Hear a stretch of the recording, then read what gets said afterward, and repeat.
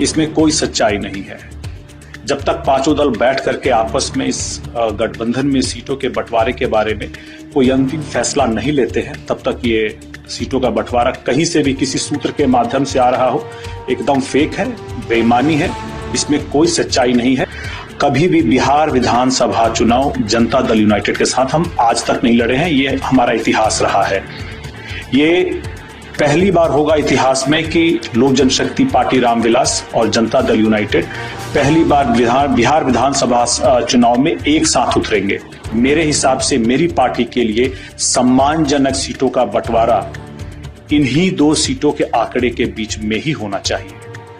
बिहार के लोग भी जानना चाहते हैं कि लोक जनशक्ति रामविलास पासवान बिहार में कितनी सीटों पर चुनाव लड़ने जा रहे हैं। क्योंकि कहा जा रहा है कि सीट फाइनल हो गया है आप लोग का, ऐसा कहा मेरे भी संज्ञान में आया है। कुछ ऐसी खबरें आ रही हैं कि एनडीए के बीच पांचों दलों के अंदर सूत्र के हवाले से खबर दी जा रही है कि यह फाइनल हो गया है।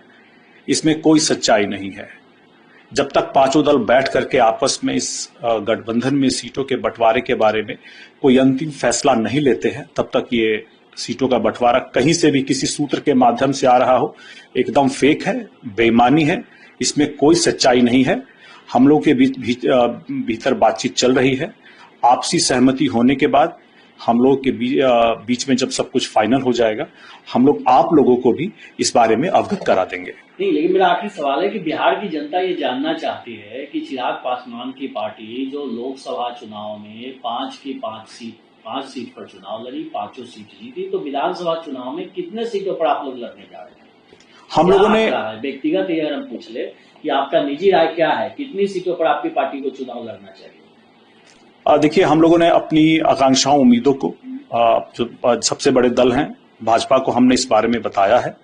आपसी बातचीत चल रही है, लेकिन मुझे लगता है कि इस बातचीत को पूरा हो जाने दिया जाए। एक बार हमारे भीतर जब ये तय हो जाएगा, तब हम लोग आपको इसके बारे में भी अवगत करा देंगे।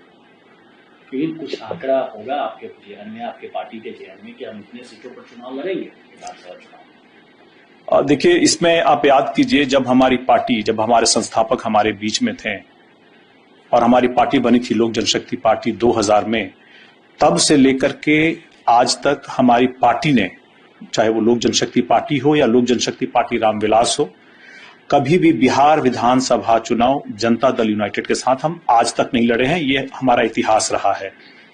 ये पहली बार होगा इतिहास में कि लोक जनशक्ति पार्टी रामविलास और जनता दल यूनाइटेड पहली बार बिहार विधानसभा चुनाव में एक साथ उतरेंगे।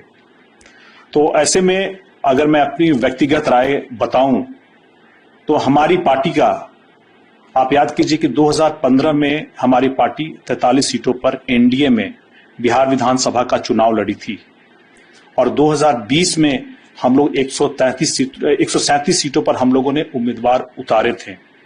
मेरे हिसाब से मेरी पार्टी के लिए, ये मेरी व्यक्तिगत राय है कि मेरे हिसाब से मेरी पार्टी के लिए सम्मानजनक सीटों का बंटवारा इन्हीं दो सीटों के आंकड़े के बीच में ही होना चाहिए।